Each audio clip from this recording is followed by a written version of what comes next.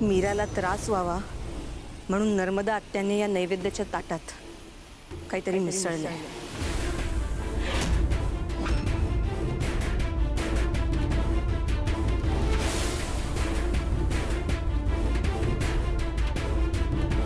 माया, काय करतेस तू?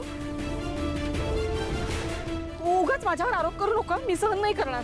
आरोप करत नाहीये, खरं बोलते. मी स्वतः माझ्या डोळ्यांनी बघितलंय. तुम्ही त्या नैवेद्याच्या ताटात काहीतरी टाकलंय. मी काही नाही केलंय. मी खरंच काही नाही केलंय. माया, उगाच माझ्या मॉमला ब्लेम करू नकोस. दादासाहेब तुम्ही तरी काहीतरी बोला ना. माया, तू काय बोलतेस तुला कळते? दादासाहेब, मी खोटं बोलत नाहीये. मी स्वतःच्या डोळ्यांनी पाहिलंय.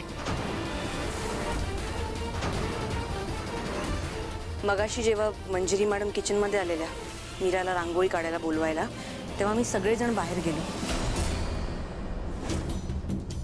फक्त नर्मदा आत्या किचनमध्ये होत्या.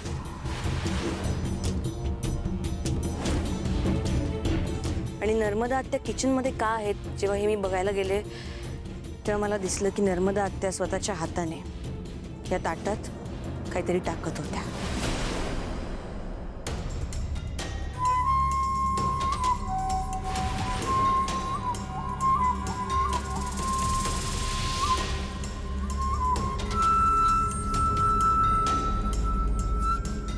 मीरा, जबाबदारी घ्यायची हौस आहे ना तुला? आणि स्वतःला देवी समजतेस. पण मला माहितीये ना, नैवेद्य दाखवून झाल्यानंतर हे ताट तूच खाणार आहेस.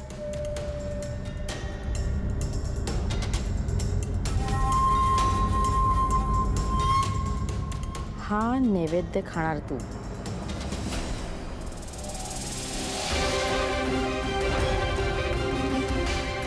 आणि 2 दिवस पोट धरून बसणार.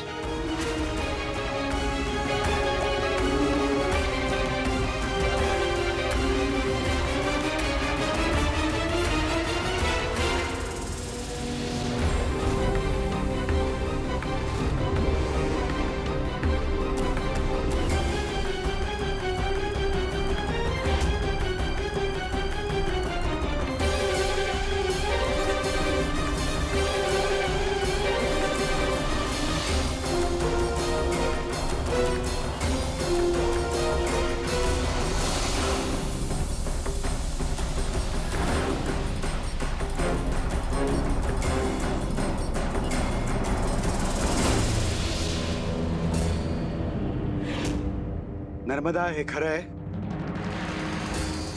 नाही दादा, मी तुला तेच सांगते. ही आरोप करते माझ्यावर, खोटं बोलते. ही तिची सवय आहे लोकांना खोटं पाडायची आणि आरोप करायची लोकांवरती. सवयच आहे तिची. तुमचा विश्वास नाही का बसत आहे कोणाचा? हवा तर मी परत खाऊन दाखवते तुला.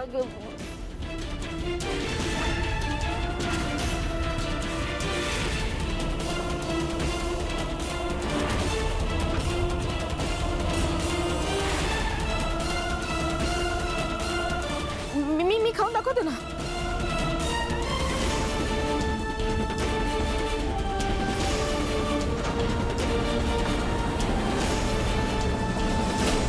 बघ आता, मला काही झालं?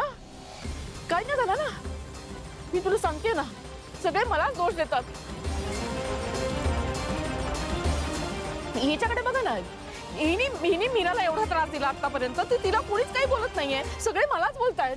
सासूपणाचा आव आणला की चेहरा बघ तिचा. नर्मदा, तुझा चेहराच सांगतोय तू खोटं बोलतेस आहे. नर्मदा आत्या, काय मिळालं तुम्हाला हे सगळं करून?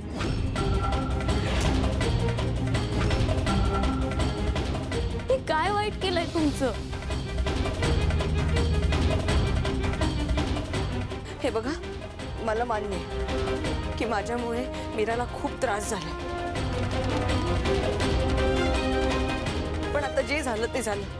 यापुढे जर माझ्या बहिणीला काहीही त्रास झाला किंवा कोणामुळेही झाला तर गाठ माझ्याशी.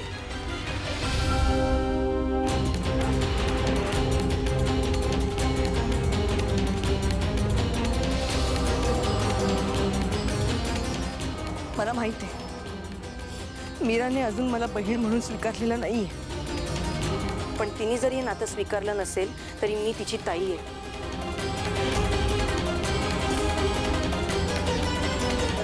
आणि तिला झालेला त्रास मला बघवणार नाही. And that's my final word.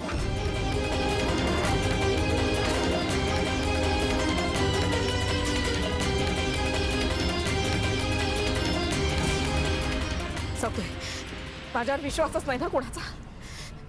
मला नाही जेवायचं, काही गरज नाहीये मला. बायको बायको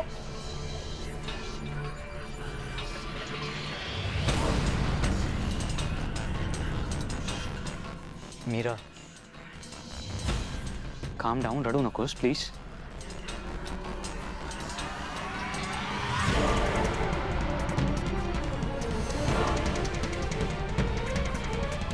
माया डाव तर मस्त टाकलास. ह्याने तू मीराच्या आणखी जवळ जाशील.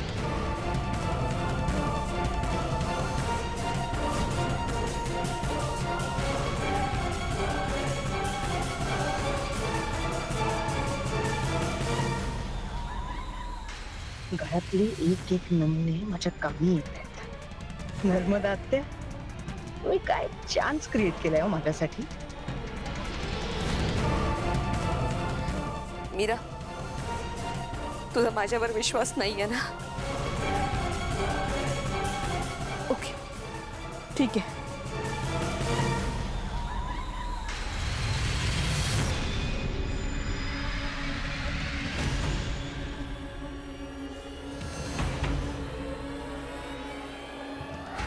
जर मीरा बहीण म्हणून मला स्वीकारणार नसेल तर तिचा विश्वास गमावण्यासाठी मी कुठलेही प्रायश्चित्त करायला तयार आहे.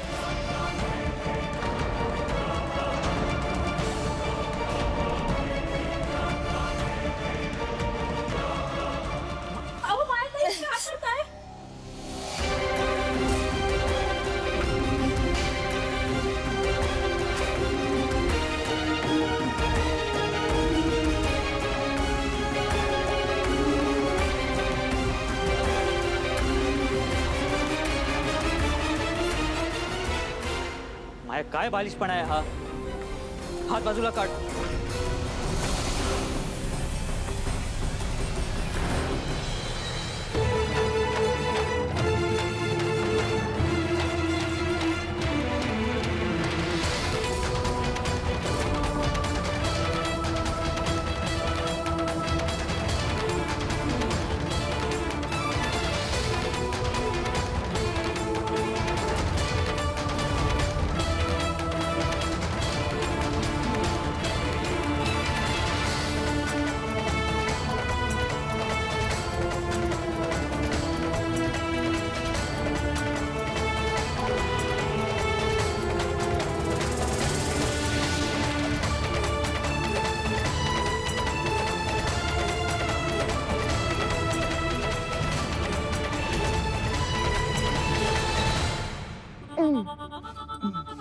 दुखतंय? माया, आज तुझं जितकं कौतुक करावं तितकं कमी आहे. आज तू अशी एक गोष्ट केलीस जी मलाही सुचली नसती. Thank you madam. टेंट जाळायला गेलेली असताना स्वतःचाच पदर जाळून घेणारी मूर्ख माया नकोय मला. ही अशी डोकं चालवणारी माया हवी आहे. अहो मॅडम, पण काय फायदा? इतकं सगळं केलं मी, ती मीरा साधं विचारायला सुद्धा आली नाही अजून. येणार माया, नक्की येणार. गावाकडची साधी पण पिंडोक मुलगी येते. येणार ते.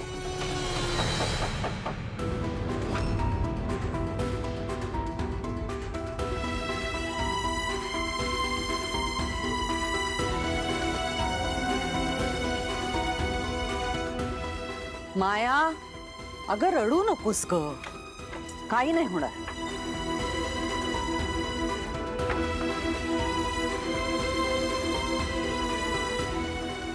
बरं झालं आलीस. ही मुलगी ना ऐकतच नाही माझं. म्हणते तिला मलम लाव, बघ चिघळेल ती जखम सगळी. किती भाजलंय.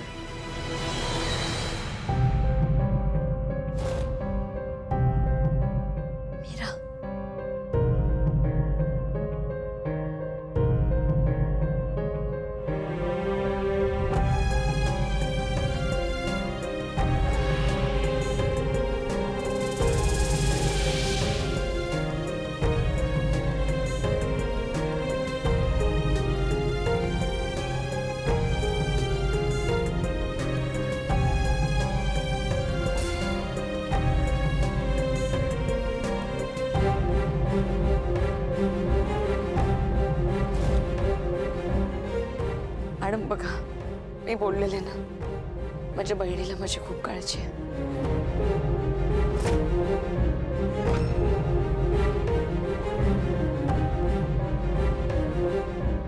इरा, थांब माया.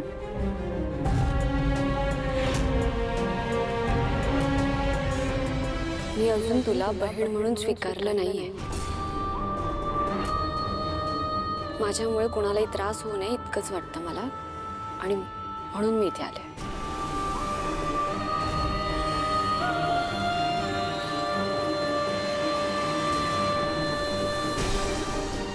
हा मलम इथे ठेवलाय, रात्री झोपताना सुद्धा लाव.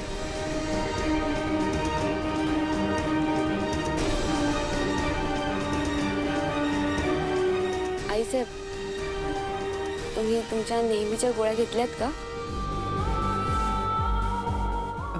नाही, राहिल्यात. बरं, मी काढून देते, या तुम्ही.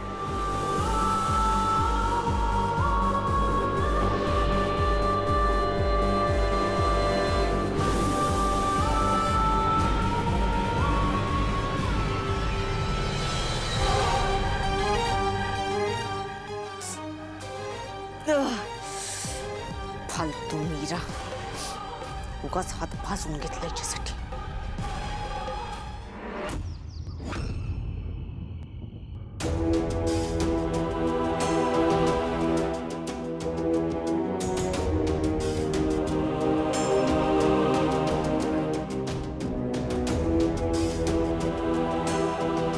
कोण देईल माझ्या प्रश्नाचं उत्तर? खरं खोटं काहीच कळत नाही. खरंच माझी काही अशी आहे का खून करणारी?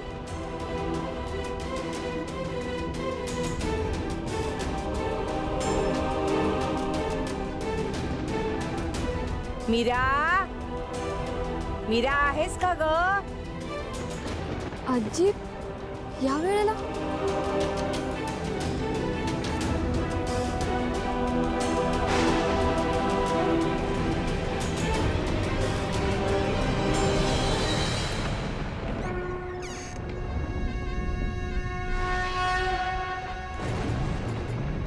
आजी, तू आता?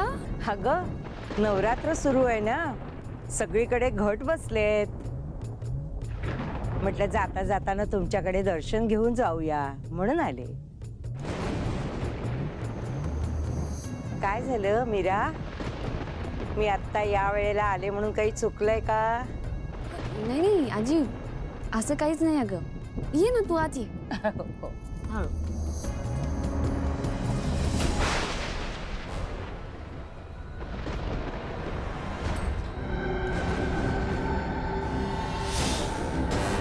या नवरात्रीत काहीतरी अनर्थ घडण्याची शक्यता आहे. अस्वस्थ का वाटतंय? सारखं सारखं मार्जरीचं बोलणं का आठवतंय?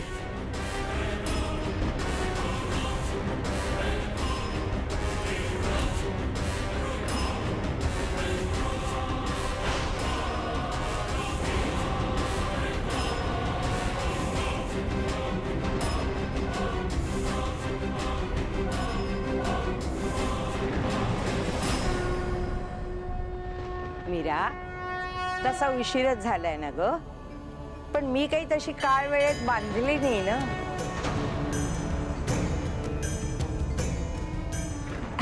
अगं म्हणजे माझ्यासाठी सगळीकडे रात्रच ना ग. आजी, चल तू दर्शन घ्या आधी. हो, ये, चल. हळू. पायरी आहे. हा,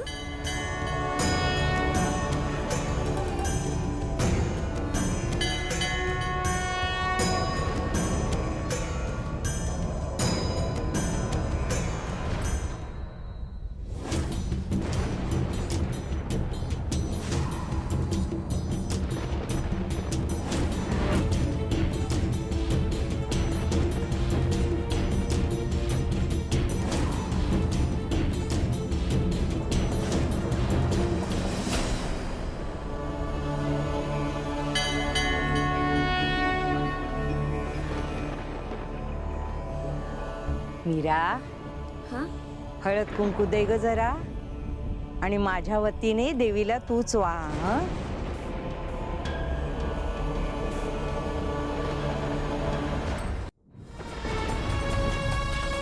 नाही आजी, मी कशाला?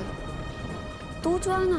मला ठाऊक आहे बाळा, तुझी ताई सापडत नाही तोपर्यंत तू देवीचं काहीही करणार नाहीस. तू रुसली आहेस ना तिच्यावर? बरोबर आहे तुझं. अगं लेकरू आईवर रुसणार नाही तर कोणावर रागवणार? आणि एक सांगू तुला, अगं लेकरू त्याचं गाऱ्हाणं आईला नाही सांगणार तर कोणाला सांगणार?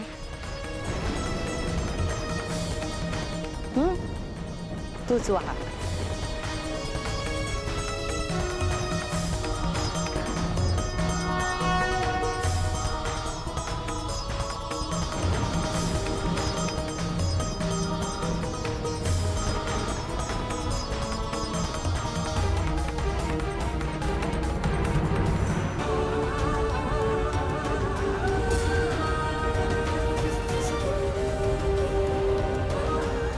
आपल्या मनातले प्रश्न लेकरं आपल्या आईलाच विचारतात आणि आईकडे त्याची सगळी उत्तरं असतात.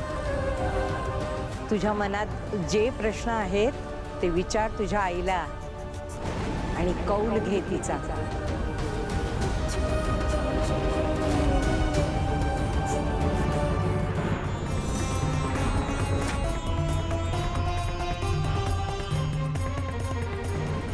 बाई सारखी सारखी घरी काय येत असते.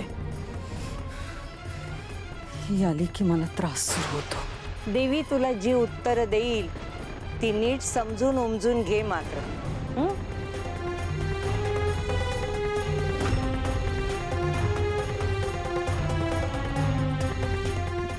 काय बोलतायत या दोघे जणी?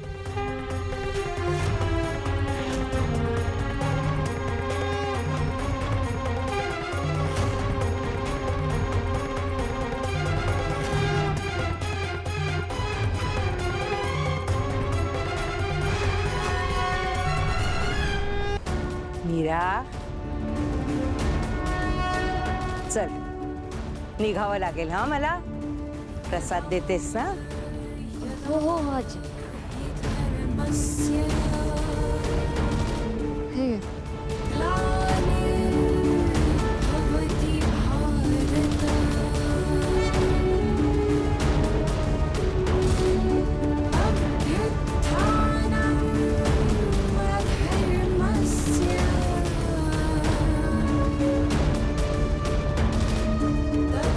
घे खा. सांगितलेलं लक्षात ठेव.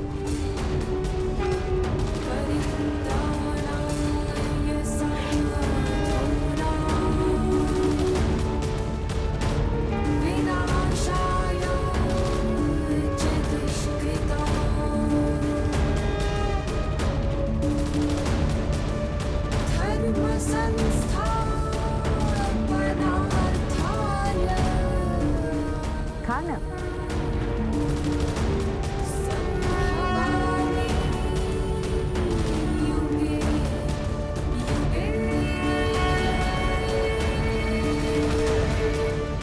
जा, देवी पुढे जा आणि मन मोकळं कर तुझं. हा.